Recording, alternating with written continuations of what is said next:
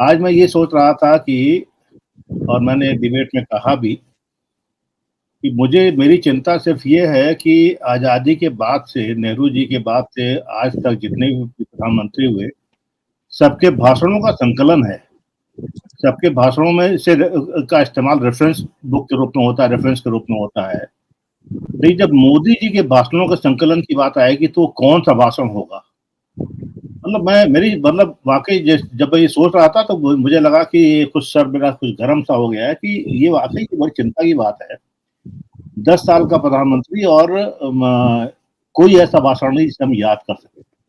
हाँ, उसमें तमाम चीज़ें हैं, तमाम बातें हैं, तमाम गाली-गलौज हैं, तमाम अप्रिय शब्द हैं, अप्रिय शब्दावली है। इतने भयानक-भयानक जॉर्गन्स हैं, भयानक-भयानक शब्दावली है, कि भरमार है बिल्कुल। जर्सी गाय से लेकर के आज मुजरे मुजरे तक आ गए आप। वो गिनाने में भी एक बहुत रिपल्सिव फ़ील होता है वो। आज आज जिस मुजरे की बात हो रही है, उस मुजरे के साथ उन्होंने एक शब्द और बोला है, गुलामी। जाके उनकी गुलामी कीजिए। किसकी गुलामी कीजिए? मैं ये कह रहा था गुलामी की बात कही। मतलब किसकी गुलामी की बात कर रहे थे वो, अब वो मैं वो वीडियो दिखा भाई साहब, SC, ST, OBC परिवारों को गारंटी देता हूं, अति पिछड़े परिवारों को गारंटी देता हूं, जब तक मोदी जिंदा है संविधान सर्वोपरि है। मोदी के लिए बाबा साहब आंबेडकर की भावना सर्वोपरि है। इंडिया अलायंस को अपने वोट बैंक की गुलामी करनी है तो करें, उनको वहां जाके मुजरा करना है तो भी करें। जी नागेंद्र भैया, न वो ये हम लोग दिन भर सुनकर के दिमाग खराब हो चुका है, इसको बस सुनाइए। और ये बहुत अप्रिय है, इसको सुनने में अब पब्लिक की भी कोई रुचि नहीं है और वो रिएक्शन हो रहा है। बीजेपी भी रिएक्शन हो रहा है। अगर आपको कहें तो मैं नाम नहीं ले पाऊंगा, लेकिन आज शाम को मैं अभी एक कार्यक्रम में था और वहां कुछ मित्र थे और उन्होंने जिस तरह का रिएक्शन किया है, अगर मोदी जी सुन लें तो पता नहीं क्या होगा। तो खैर वो बड़ा अलग मामला है। वो ये इनकी भाषा ही है जिसने मतलब इस वोटिंग के पैटर्न को बदल दिया है। इस चुनाव की यूपी और बिहार को हम लोग महसूस कर रहे हैं और यूपी को हम लोग देख रहे हैं। जिस तरह से टर्न अप हुआ है, जिस तरह से जोश आया है लोगों में, जिस तरह से बीजेपी का वर्कर डिमोरलाइज हुआ है, ये सारा कुछ दिख रहा है इसमें। ये सारा कुछ इसी भाषण की, इसी जुमलेबाजी की, इसी जुबान की परिणति है।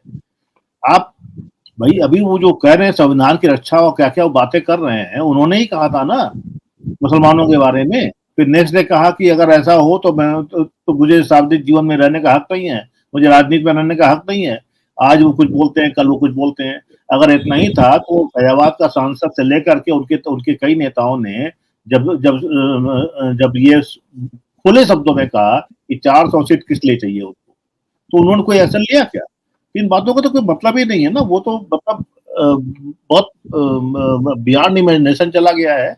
और जो अमिताभ कह रहे थे वो एक भाई नीतीश कुमार की बीमारी की बात तो बेकार में ही होती है ना। नीतीश कुमार की बीमारी तो इतनी ही है कि दिखती है, कभी बॉडी लैंग्वेज गड़बड़ा आती है, कभी कुछ हो जाता है, लेकिन आप तो लगातार जिस शब्दावली का प्रयोग कर रहे हैं, ये तो एक विक्षिप्त मनस्थिति का ही आदमी ये कर सकता है ना।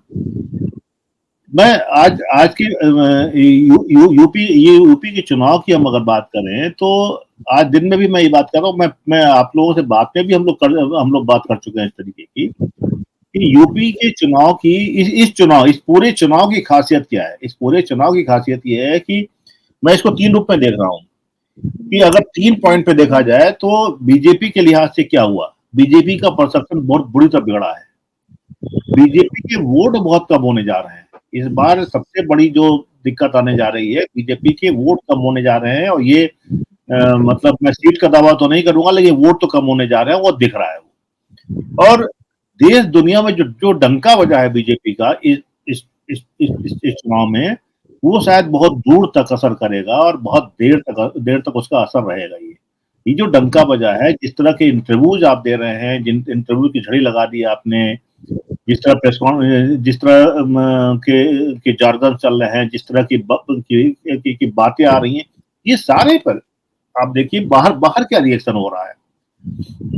तो मैं ये कह रहा था कि 80 सीटों के यूपी में अगर आज की तारीख में दावा करना हो तो सिर्फ 2 सीटें बीजेपी की हैं, जिसे हम कह सकते हैं कि 2 सीटें बीजेपी की निकल रही 100%। हालांकि कुछ लोग एक सीट पे मतलब कहते हैं कि नहीं 100% नहीं है। मैं बनारस को लेता हूँ और लखनऊ को लेता हूँ। कुछ लोग हैं जिन्होंने कहा लखनऊ सीट को आप वहां पे क्यों जोड़ रहे हैं। तो मैं 2 सीट मानता हूँ कि 2 सीट 100% सिक्योर है बीजेपी की, ये जीत ही लेगी। और हम 8 सीट कम से कम पाते हैं इंडिया अलायंस की, जो वो जो निकल चुकी हैं। तो 2 बनाम 8, दो एनडीए की और 8 इंडिया की। 70 सीटों पे हम कुछ नहीं कर सकते। 70 सीटें, कहानी ये है 70 सीटों का मामला पूरी तरह फंसा हुआ है। कोई किसी एक सीट का नाम ले लीजिए आप, अमेठी का नाम ले लीजिए आप, अयोध्या का नाम ले लीजिए आप, आज सुल्तानपुर का नाम ले लीजिए, बनारस के अगल बगल की सीटों का नाम ले लीजिए, जौनपुर का नाम लीजिए, चंदौली का नाम लीजिए, भदोही का नाम लीजिए। आजमगढ़ की बात मैं नहीं कर रहा हूँ, मैं बलिया की बात कर देता हूँ, बस्ती की बात कर रहा हूँ, अम्बेडकर नगर की बात कर रहा हूँ। तो ये बता रहा है ना, देखिए आपकी हार तो यहीं पर, और यही हताशा है। ये जो हम देख रहे हैं, ये हमसे ज्यादा वो देख रहे हैं, हमसे ज्यादा वो महसूस कर रहे हैं, और उसी से ये शब्दावली बिगड़ी है। देवभाषा में तो कई बार बिगड़ती रहती है, लेकिन सब जब आपकी जुबान से निकलते हैं तो लौट के नहीं आते हैं। सबसे खतरनाक काम हुआ है। इसलिए ये सारा कुछ मोदी जी की शब्दावली, भाजपा की बॉडी लैंग्वेज, भाजपा नेताओं की बॉडी लैंग्वेज, सड़कों पर दिखती हुई हताशा, बूथ पर का जो उत्साह की कमी है। एक तरफ उत्साह का आलम यह है कि लोग टूट के वोट दे रहे हैं, और एक तरफ उत्साह का आलम ये है कि 400 दोनों चीजें 400, हम तो 400 पार जाहिर है, जिसको देने की क्या जरूरत है, ये भी हुआ है, और ये भी हुआ है कि इस हालत में क्या वोट दें। एक चीज मैं किसी से बात कर रहा था, तो बहुत महीन सी चीज है, इसको देखने की जरूरत है कि किसी ने कहा कि मोदी की पॉपुलैरिटी का ग्राफ कम नहीं हुआ है। लोगों ने कहा कि इसकी बात छोड़ दीजिए, आप इसको ऐसे डिफाइन कीजिए कि मोदी के समर्थन में किस तरह से कमी आई है। मोदी के जो भक्त हैं वो तो भक्त हैं, उनमें तो कोई परिवर्तन नहीं है, लेकिन बहुत बड़ी जमात थी जो मोदी के साथ खड़ी हो गई थी, जो सिंपैथाइजर हो गए थे, वो पीछे हट गए। ये बहुत बड़ी हार है मोदी की, और ये बहुत बड़ी हार है बीजेपी की। जो बहुत बड़ी फौज 2019 में खड़ी हो गई थी उनके साथ पूरी तरीके से, वो आज भयानक तरीके से उनसे पीछे हट चुकी है।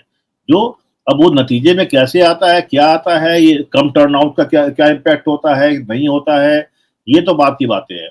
लेकिन इतना तो तय है कि परसेप्शन की लड़ाई आप हार चुके हैं। आप वोट परसेंटेज में आप नीचे जाएंगे, इसमें ये तय बात है। और हम जिस दिन वोट परसेंटेज आपका नीचे जाएगा, सीट पे कन्वर्ट हो ना हो, हम यही मानेंगे कि जनादेश आपके, अगर ऐसा होता है।